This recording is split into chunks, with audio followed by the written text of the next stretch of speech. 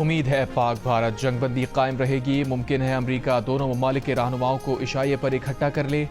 امریکہ کے صدر Donald Trump کی سعودی عرب میں گفتگو، کہا دونوں ممالک کے تعلقات میں بہتری آ رہی ہے۔ ممکن ہے امریکہ ان ممالک کے لیڈرز کو ایک جگہ جمع کر لے۔ بولے کچھ ہی روز پہلے میری انتظامیہ تشدد کے بڑھتے واقعات رکوانے کے لیے تاریخی جنگ بندی میں کامیاب ہوئی ہے۔ اس کے لیے تجارت کو بڑی حد تک استعمال کیا۔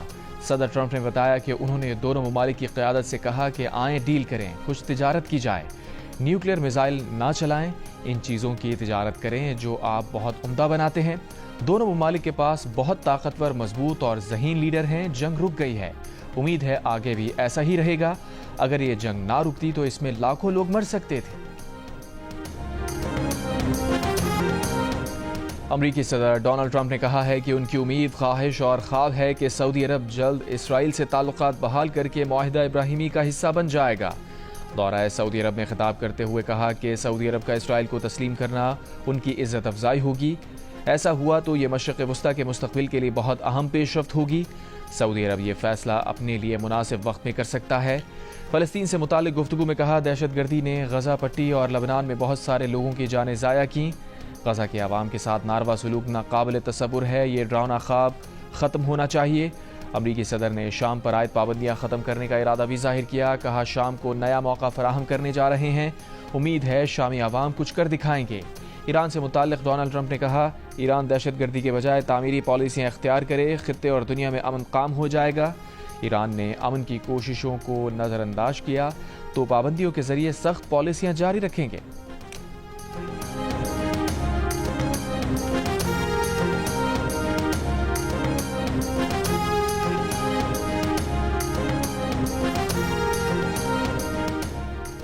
پاکستان نے بھارتی ہائی کمیشن اسلام آباد کے ایک اہلکار کو ناپسندیدہ شخصیت قرار دے دیا۔ ترجمان دفتر خارجہ کے مطابق بھارتی اہلکار سفارتی حیثیت کے منافی سرگرمیوں میں ملوث پایا گیا۔ متعلقہ بھارتی اہلکار کو 24 گھنٹوں میں پاکستان چھوڑنے کی ہدایت۔ دفتر خارجہ نے بھارتی ناظم الامور کو طلب کر کے فیصلے سے آگاہ کر دیا۔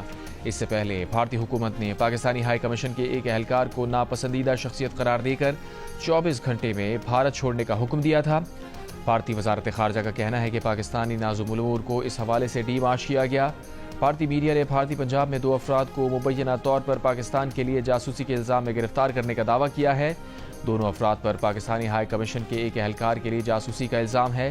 ایک ملزم پر بھارتی فوج کی نقل و حرکت کی معلومات لیک کرنے کا الزام ہے۔ جاسوسی کے الزام میں گرفتار 2 افراد میں سے ایک خاتون بھی شامل ہے۔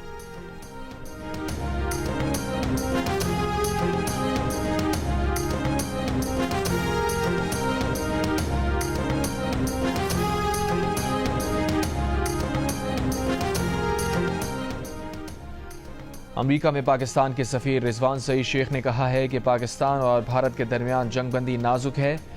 امریکی مداخلت سے پاک بھارت کشیدگی کم ہوئی۔ مسئلہ کشمیر حل کرنے کے لیے امریکہ سمیت عالمی برادری کو مسلسل کردار ادا کرنا ہوگا۔ سنتاس معاہدے پر یک طرفہ اقدامات علاقائی استحکام کے لیے خطرہ ہوں گے۔ پاک امریکہ تعلقات کا نیا دور مضبوط اقتصادی تعلقات سے عبارت ہے۔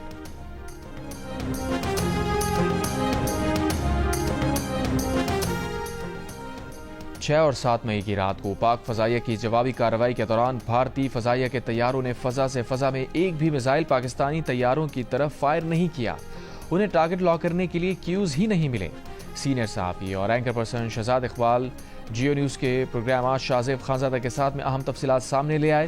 کہا 9 اور 10 مئی کی رات کو جب بھارت نے نور خان ایئر بیس سمیت پاکستان کی دیگر ایئر بیسز کو نشانہ بنایا تو اس دن بھی پاکستان کی جوابی کارروائی کے دوران بھارت کا ایک بھی طیارہ ہوا میں نہیں تھا، کیونکہ 5 طیاروں کے نقصان سے بھارتی فضائیہ ڈری ہوئی تھی۔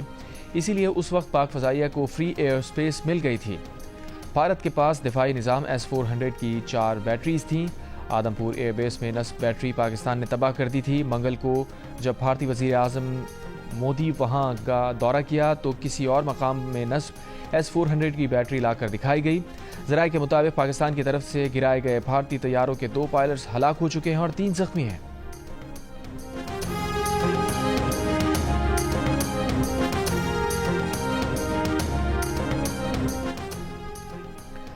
پاکستان اشتعال انگیزی میں نہ پھنسے، ترکی اچھے اور برے ہر وقت میں پاکستانی قوم کے ساتھ کھڑا ہے۔ صدر رجب طیب ایردوان کا پاکستان کی حمایت کا واضح اعلان۔ کابینہ اجلاس سے خطاب میں کہا، خواہش ہے جنگ بندی سے قائم ہونے والا پرسکون ماحول تمام مسائل بالخصوص پانی کے مسئلے کے حل کو آسان بنائے۔ ترکی نے پاکستان اور بھارت کے درمیان انتہائی خطرناک سطح تک پہنچنے والے تناؤ کو کم کرنے کے لیے انتھک کوششیں کی۔ وزیر اعظم شہباز شریف کی جانب سے ترک صدر کی حمایت و یکجہتی کا خیر مقدم۔ کہا، صدر ایردوان کی جنوبی ایشیا میں امن کے فروغ کے لیے کوششیں قابل تعریف ہیں۔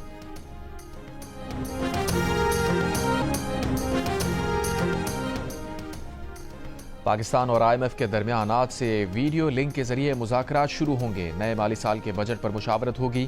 ذرائع کے مطابق آئی ایم ایف وفد کے آئندہ ہفتے پاکستان دورے کا امکان ہے۔ آئی ایم ایف کے ساتھ تکنیکی مذاکرات میں ڈیٹا شیئر کیا جائے گا۔ پالیسی سطح کے مذاکرات میں بجٹ اہداف کو حتمی شکل دی جائے گی۔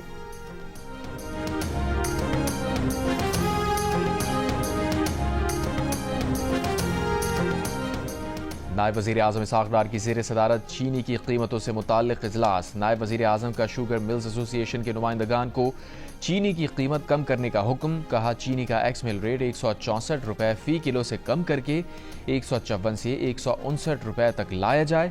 ملز ایسوسی ایشن کی تعاون کی یقین دہانی۔ کراچی کے علاقے لیاقت آباد میں ڈاکو شہری سے قربانی کے جانور چھین کر فرار۔ سی سی ٹی وی سامنے آ گئی۔ ٹرک میں 6 لاکھ روپے مالیت کے 3 جانور موجود تھے۔ مقدمہ درج، تحقیقات جاری۔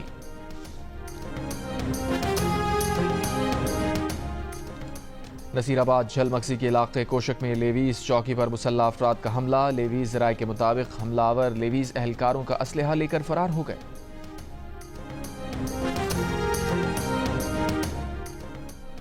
کراچی کے صارفین کے لیے بجلی 5 روپے 2 پیسے سستی کرنے کی درخواست کے الیکٹرک نے درخواست مارچ کی فیول پرائس ایڈجسٹمنٹ کی مد میں کی ہے۔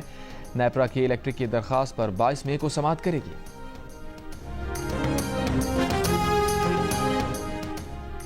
کراچی کے علاقے جہان آباد میں سرچ آپریشن کے دوران مبینہ مقابلہ، ایک ملزم مارا گیا، ساتھی فرار ہو گئے۔ قائد آباد میں لوٹ مار کے دوران ایک ڈاکو ہلاک۔ پولیس کے مطابق ڈاکو کی گولی لگنے سے ساتھی ڈاکو کو لگی، جس سے وہ موقع پر ہلاک ہو گیا، دوسرا فرار ہو گیا۔ جناح اسپتال کے قریب ہوٹل میں فائرنگ کر کے شہری کو قتل کرنے کے بعد خودکشی کرنے والا شخص ذہنی مریض تھا۔ پولیس کے مطابق ملزم ظاہر علی کا علاج چل رہا تھا۔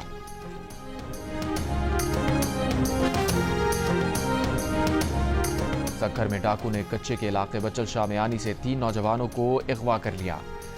پولیس کے مطابق نوجوانوں کو دریا کے قریب حفاظتی بند سے اغوا کیا گیا۔ کچے کے علاقے باگرجی میں آپریشن کے دوران 4 ڈاکو زخمی، ڈاکوں کے متعدد ٹھکانوں کو آگ لگا دی گئی۔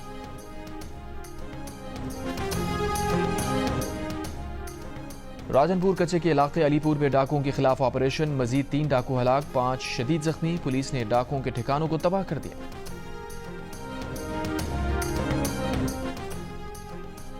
پاک فوج سے اظہار یکجہتی کے لیے آزاد کشمیر سمیت ملک کے مختلف شہروں میں ریلیاں۔ پنجاب بھر کے اسکولوں میں پاک فوج سے اظہار یکجہتی اور یوم تشکر۔ آپریشن بنیان و مرصوص کی کامیابی پر جشن۔ مظفر آباد آزاد کشمیر میں اسپیکر آزاد جموں کشمیر اسمبلی چودھری لطیف اکبر کی قیادت میں ریلی۔ 8 مقام میں سول سوسائٹی نے پاکستان زندہ باد ریلی نکالی۔ جیکب آباد میں طلباء اور اساتذہ کا پریس کلب تک مارچ۔ عمر کوٹ کے علاقے چھور میں ہندو برادری کی پاک فوج سے اظہار یکجہتی۔ کند کوٹ، لودھرا، حافظ آباد، ناروال اور کمالیہ میں بھی یوم تشکر کی تقریبات۔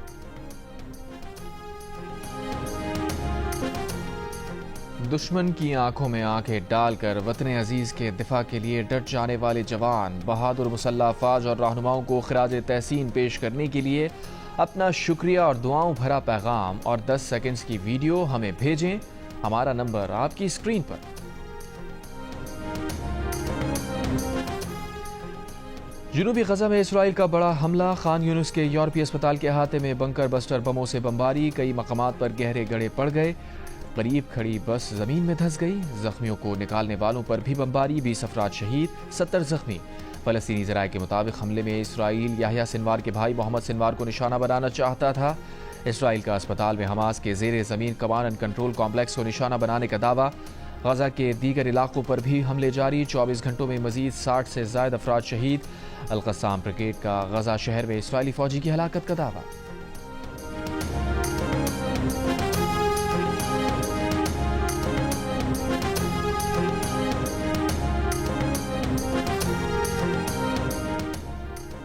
ایام حج کی آمد سے قبل غلاف کعبہ کو زمین سے 3 میٹر اونچا کر دیا گیا۔ انتظامیہ حرمین شریفین کے مطابق غلاف کعبہ 15 ذی الحج تک زمین سے 3 میٹر اوپر رہے گا۔ غلاف کعبہ کو اونچا کرنے کا مقصد حج کے ایام میں کسی بھی قسم کے نقصان سے محفوظ رکھنا ہے۔ بھارت کے خلاف فتح پر گورنر ہاؤس کراچی میں جشن، تقریب میں کیک کاٹا گیا، آتش بازی کی گئی۔ گورنر سندھ نے کہا کہ مودی ہم تو جشن منا رہے ہیں، تمہارے ہاں صف ماتم کیوں ہیں؟ مودی ہم تو جنگ جیت کر آتش بازی کر رہے ہیں، تمہارے ہاں اتنا سناٹا کیوں ہے؟ کامران ٹسوری نے گورنر ہاؤس میں رافال طیارہ کے ماڈل کو آگ بھی لگائی۔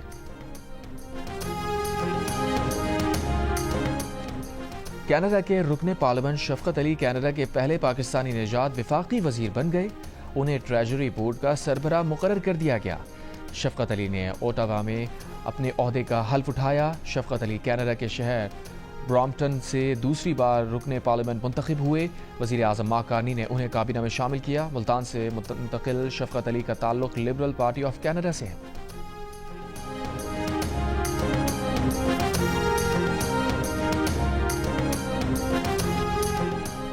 پاک فوج نے کراچی کے رہائشی ننھے عثمان عقیل کی خواہش پوری کر دی۔ عثمان عقیل مہلک مرض میں مبتلا ہے۔ ننھے عثمان نے پاک فوج میں بطور افسر 1 دن گزارنے کی درخواست کی تھی۔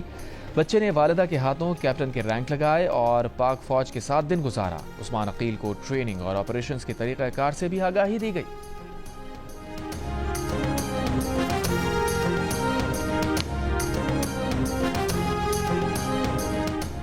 اور HPL PSL 10 کے بقیہ 8 میچز کے شیڈیول کا اعلان کر دیا گیا۔